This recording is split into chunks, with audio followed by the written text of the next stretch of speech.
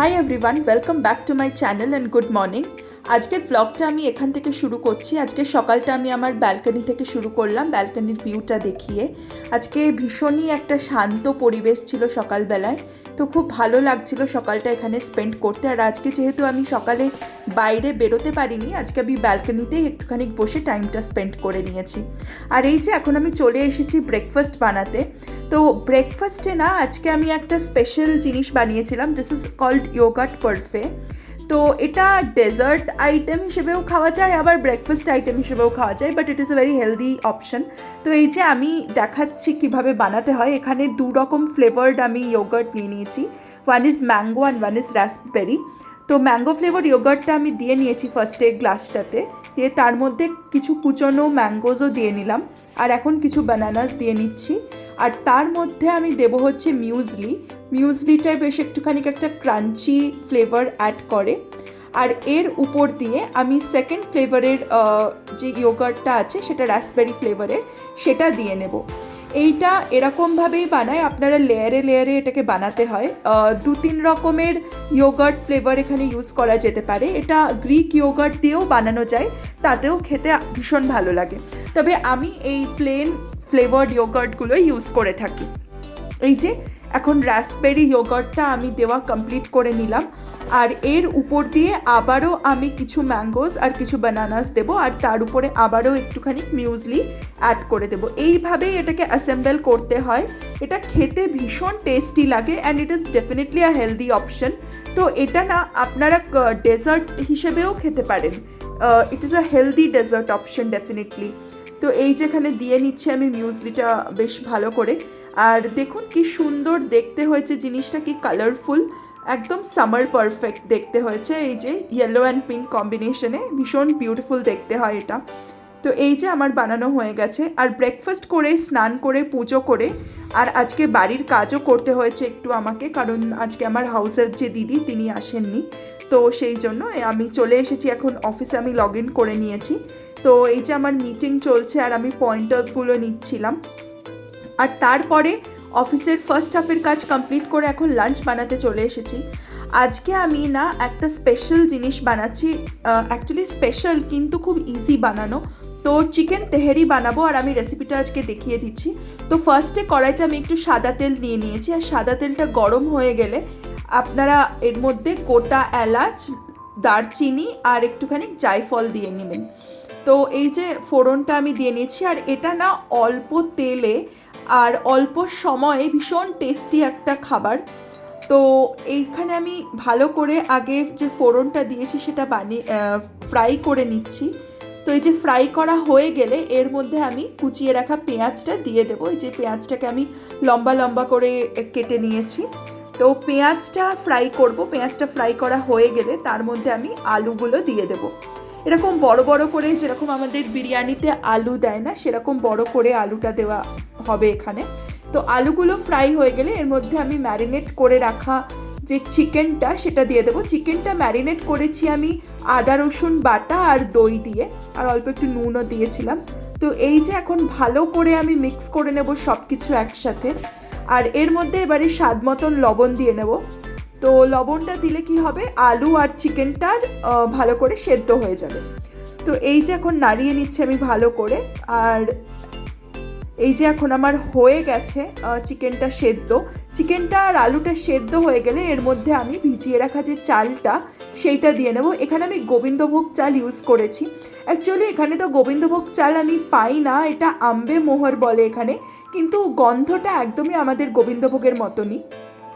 তো এই যে ভালো করে এখন চালটাকে আমি চিকেন আর আলু আর পেঁয়াজটার সাথে মিক্স করে ফ্রাই করে নিচ্ছি।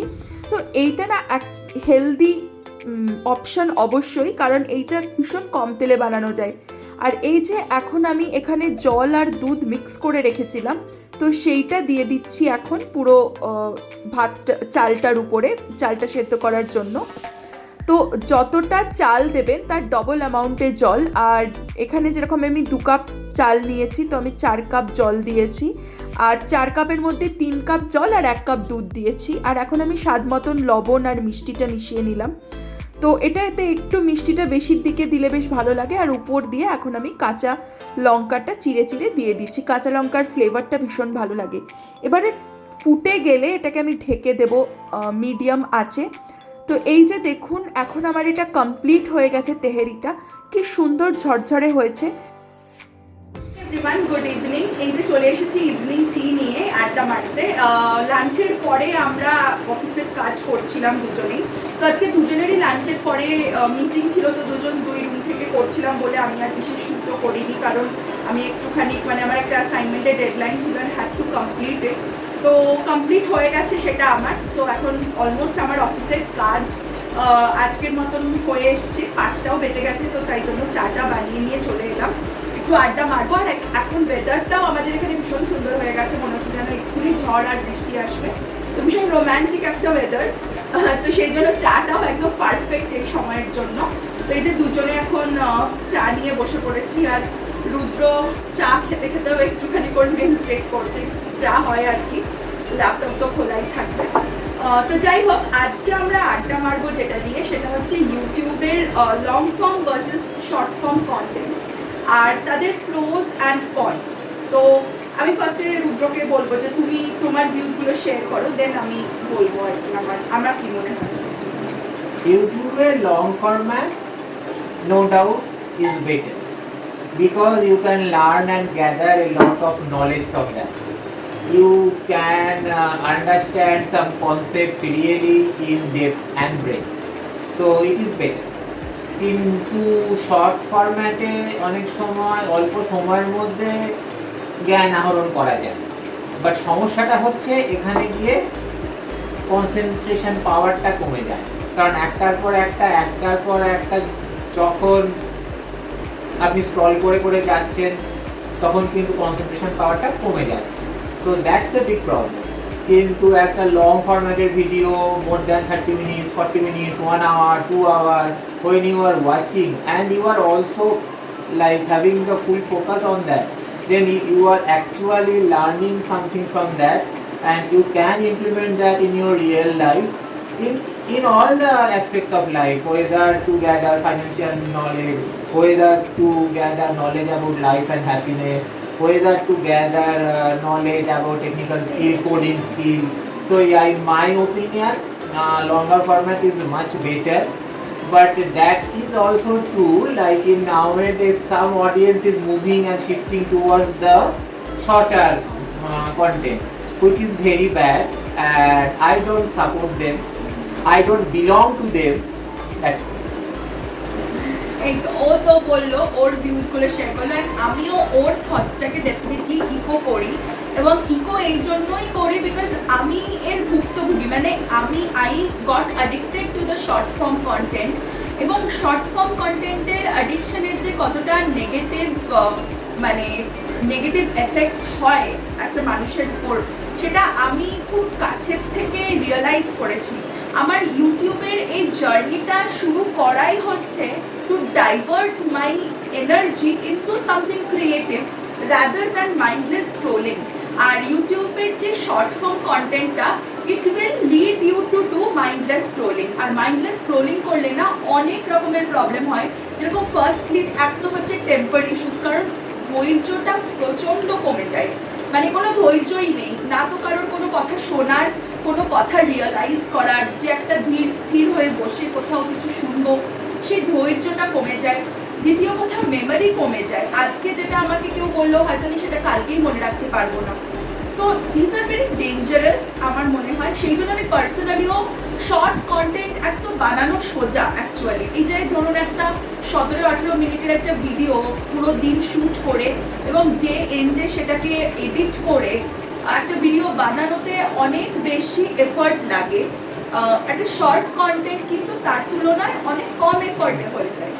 কিন্তু আমার পার্সোনালি যেহেতু আমি এটা করতে চাই না, I personally don't support short form content. আমি জানি ইউটিউব অ্যালগরিদমে এখন যারা শর্ট ফর্ম কন্টেন্ট করছে তাদেরই ভিউজগুলো বেশি আসে এবং তাদেরই channel visibility is much more than the person who are doing long forms. But nevertheless এই ইউটিউব চ্যানেলটা আমার এমনিতেও একদমই পার্সোনাল গ্রোথ আর পার্সোনাল মোটিভেশন পার্সোনাল মেন্টাল হেলথটাকে বেটার করার জন্যই খোলা।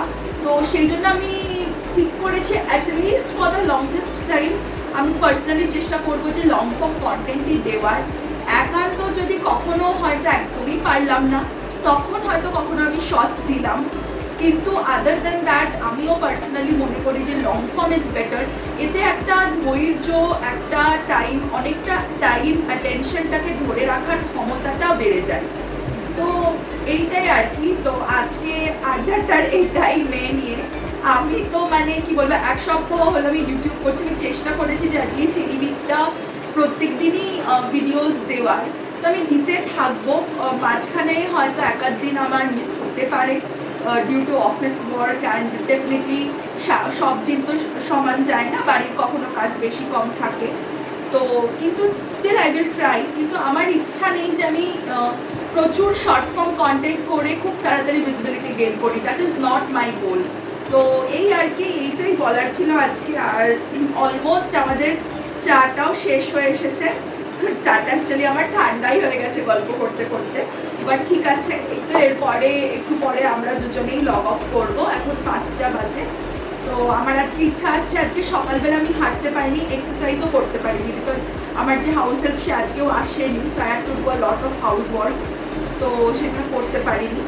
সো মেবি বিকেলবেলা if everything is okay and আমার টাইম থাকে, তো ইদার আইল go for a long walk, a brisk walk of 1 hour, or I'll do some exercises. যাই করি আমি ডেফিনেটলি শেয়ার করবো। So keep on watching. Office complete করে আমি এখানে এক্সারসাইজ করতে চলে এসেছি। আজকে সকালবেলা যেহেতু করা হয়নি, তাই আমি বিকেলবেলা আফটার অফিসই করছি। এই যে দেখুন, এখানে আমি হাতের এক্সারসাইজটা করছিলাম। হাই এভরিওয়ান, এই যে এখন আমি চলে এসেছি, ব্লগটাকে এখানে আমি এন্ড করব। আজকে রাত্রিবেলা আমরা আফটার ডুইং এক্সারসাইজ আমি ফ্রেশ হয়ে নিয়ে মায়ের সাথে কথা বললাম, তারপরে ডিনার খেয়ে রেস্ট করে তারপরে এই যে এখন চলে এসেছি আমরা শুতে যাব। তো ভাবলাম যে তার আগে আমি ব্লগটাকে এন্ড করে দিই, এবারে এডিটও করতে হবে আমাকে ব্লগটা। তো আজকে সারাদিন তো ভীষণ, যাকে বলে ভীষণ ব্যস্ততাতেই আমার কেটেছে। তবে খুব মানে ভালো লাগে, এই ব্যস্ততাটা তো দরকার জীবনে, তাই না? সবারই মানে যখন কাজ থাকে না সেটা বরং খুব বোরিং। তো এই আর কি, মানে একটু তো হাঁপিয়ে যাই, আর কিছু করার নেই, কিন্তু ভালোও লাগে। তো যাই হোক, এখানেই শেষ করব ব্লগটা। আর প্লিজ আপনারা সাবস্ক্রাইব, লাইক আর শেয়ার অবশ্যই করবেন, অ্যান্ড ডেফিনেটলি কমেন্ট করবেন how you people are liking it. আর আপনাদের যদি কোনো রিভিউ থাকে যে আমি আরও বেটার কীভাবে করতে পারি, সেটা ডেফিনেটলি আমাকে জানাবেন। So thank you so much for all the views, and please keep watching me, and চলো গুড নাইট অ্যান্ড বাই।